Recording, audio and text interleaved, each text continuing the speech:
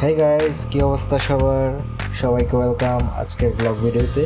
কোরিয়াতে যে কয়টা ইউরোপিয়ান থিমের ভিলেজ রয়েছে তার মধ্যে আজকে আমি যাচ্ছি ফ্রান্স এবং ইতালিয়ান ভিলেজে। তো চলো শুরু করা যাক। সকাল 11টার দিকে রেডি হয়ে ব্যাগ নিয়ে বেরিয়ে পড়লাম। বাইরে ওয়েদার ছিল মোটামুটি ঠিকঠাক, হালকা রোদ, আকাশটাও নীলচে ভাব, ঘোরাঘুরির জন্য পারফেক্ট। ক্রসিংয়ে ওয়েট করতেই দেখি বাস অলরেডি এটা চলে গেছে। এখন আবার প্রায় 10 মিনিটের মতো ওয়েট করা লাগবে। বাসের জন্য ওয়েট করতে করতে আকাশ মেঘলা হতে শুরু করলো, এর মধ্যে রোদ অনেকটাই কমে গেছে। গত রাতে না ঘুমানোর ভাবটা বেশ ভালোভাবেই টের পাচ্ছিলাম। ঝিমাতে ঝিমাতে চলে আসলাম স্টেশনে।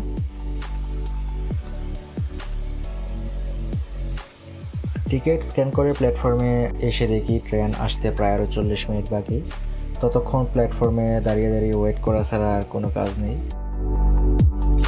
ট্রেন তার যথাসময়ে উপস্থিত ছিল। উঠে পড়লাম ট্রেনে, সিটে হেলান দিয়ে বাইরের দৃশ্য উপভোগ করতে লাগলাম। আমাদের প্রথম গন্তব্য ছিল গ্যাপিয়ং স্টেশন। মুহূর্তের মধ্যেই ট্রেন তার সর্বোচ্চ গতিতে চলতে লাগলো।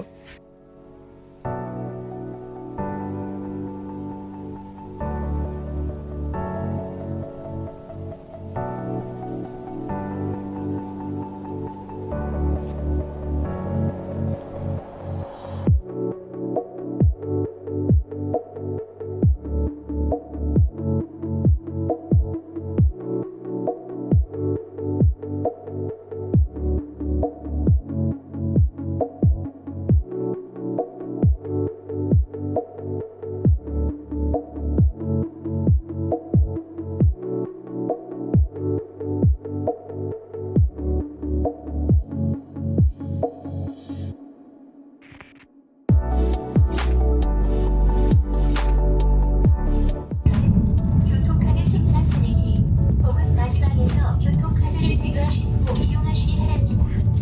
We will soon be arriving at 대학내가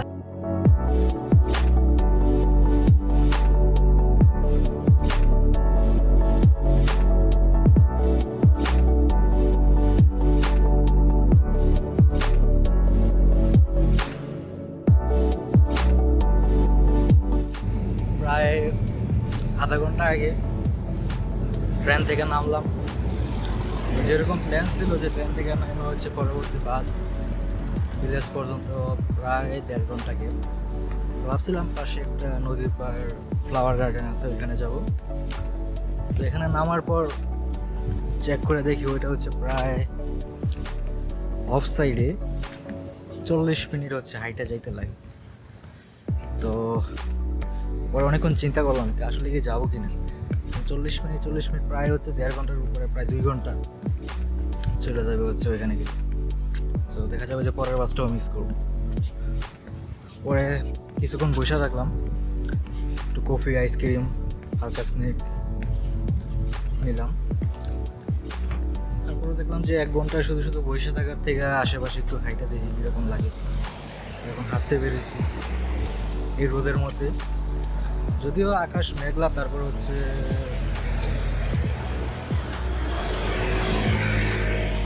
গরম অনেক, আর রোদের তাপও মোটামুটি ভালোই আছে। এমনিতে আশেপাশে দেখতে দেখা যায় যে কুয়াশা, শীতকালীন হয়, কিন্তু আসলে গরম ভালোই। তো এখন হচ্ছে গিয়ে এক গ্রামীণ পরিবেশের রাস্তা দিয়ে হাঁটতেছি, আর সামনের দিকে যাইতেছি, দেখি কতটুকু যাওয়া যায়।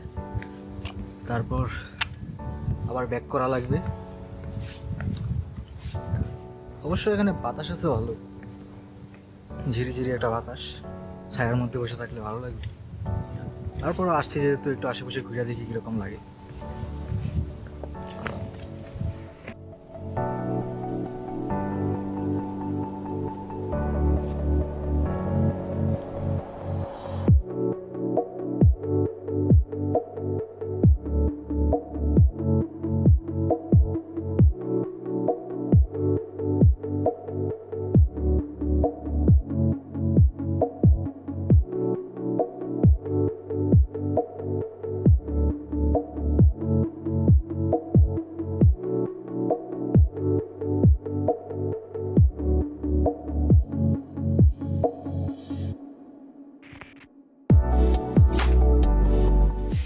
ঘোরাঘুরি শেষ করে ফিরে আসলাম বাস স্টেশনে।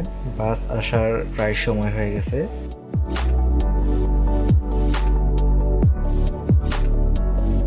এবারের গন্তব্য ফ্রান্স এবং ইতালিয়ান ভিলেজ। এখান থেকে ভিলেজ পর্যন্ত যেতে প্রায় লাগবে 40 মিনিট। ততক্ষণে দুপুর গড়িয়ে প্রায় বিকাল।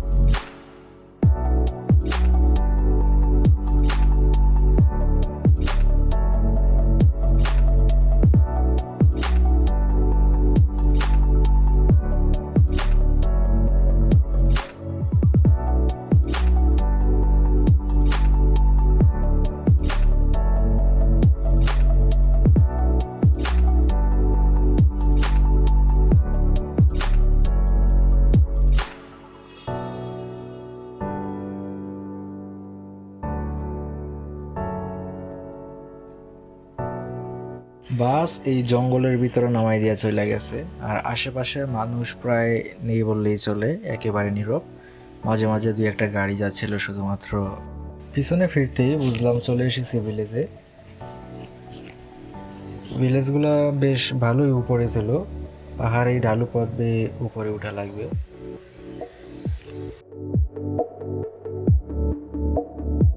বাইরের দিক থেকে মনে হলো ভিলেজগুলো অনেক ছোট, কিন্তু আসলে ভিতরে যাওয়ার পর বেশ ভালোই বড় ছিল। এর মধ্যে ওয়েদার পুরো ছিল কুয়াশাচ্ছন্ন, দেখে মনে হচ্ছিল কোনো এক শীতের দিন চলে এসেছি। বাট এমনিতে গরমের পরিমাণ ছিল তীব্র।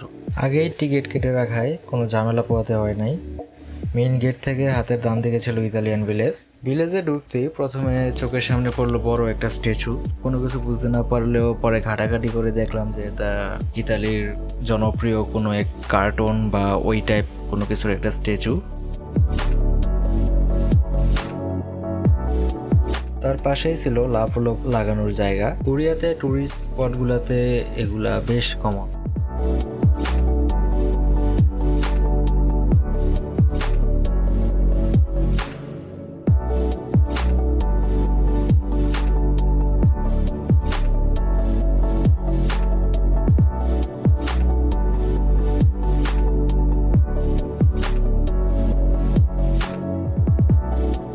ইতালিয়ান ভিলেজ থেকে নিচে ফ্রান্স ভিলেজের বেশ ভালো একটা ভিউ পাওয়া যাচ্ছিল।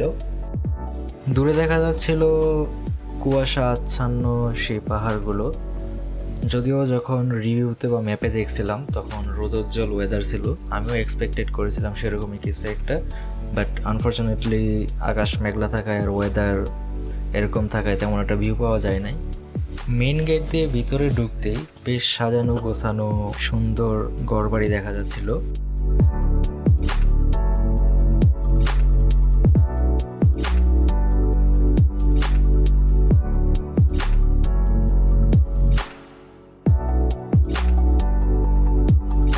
রাস্তা ধরে আরেকটু উপরে উঠতেই চোখে পড়লো বেশ ভালো একটা ভিউ। পিছনে পাহাড়, তার উপরে পাহাড়ের ঢালুতে এরকম একটা ভিলেজ, সত্যি মনোমুগ্ধকর।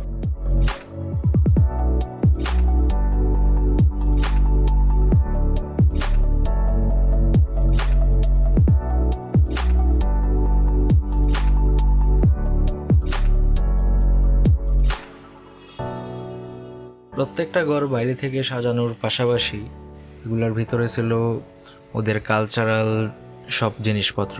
প্রত্যেকটা ঘরকেই ছোটোখাটো একটা মিউজিয়াম বলা চলে।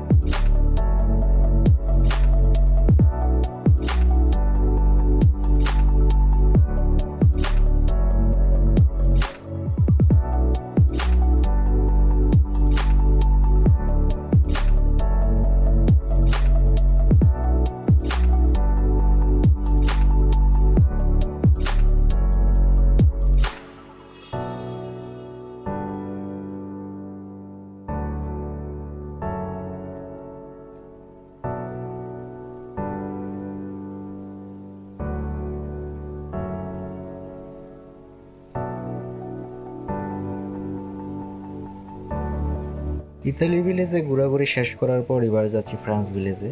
গত বছর শীতের মধ্যে সুইস ভিলেজে যে এরকম একটা ভাইব পেয়েছিলাম, এখানেও ইতালি এবং ফ্রান্স ভিলেজ দুইটাই মনে হচ্ছে সেম টাইপের। ঘরবাড়ির স্টাইল থেকে শুরু করে প্রায় সব কিছুই সিমিলার, যদিও ওদের কালচারাল যে জিনিসগুলো ছিল ওদের মধ্যে ডিফারেন্স ছিল।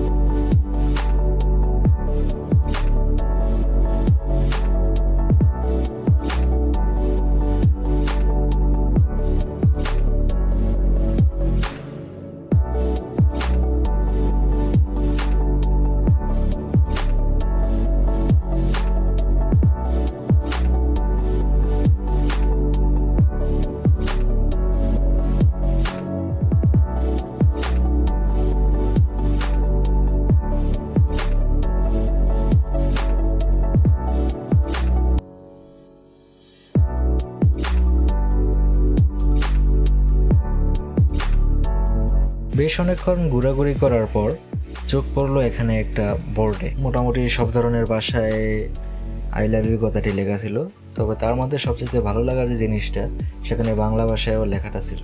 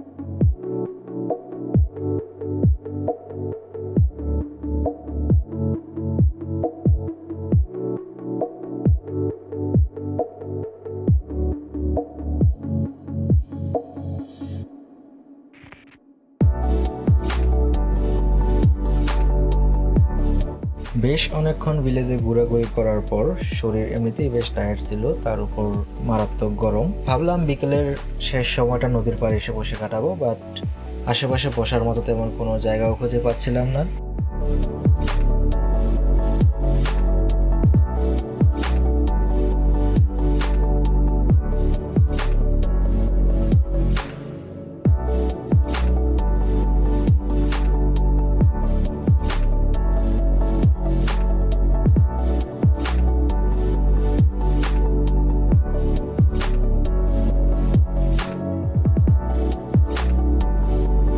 রাস্তার পাশ দিয়ে প্রায় 50 মিনিট হাঁটার পর অবশেষে বাস স্টেশনে ফিরে আসলাম। বাস স্টেশনের পাশেই বেশ সুন্দর একটা বসার জায়গা ছিল। এর মধ্যে আকাশের মেঘ কেটে গিয়ে বিকালের শেষ রোদটুকু কি দিচ্ছিল।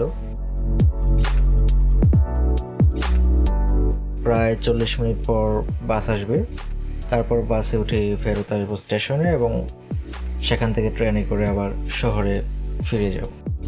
শরীর অতিরিক্ত ক্লান্ত থাকা এবং রাত হয়ে আসে লাস্টটুকু আর কভার করলাম না। আজকের ভিডিওটা এই পর্যন্তই থাকছে, আবারও দেখা হবে পরবর্তী অন্য কোনো ভিডিওতে। সে পর্যন্ত সবাই ভালো থাকবে।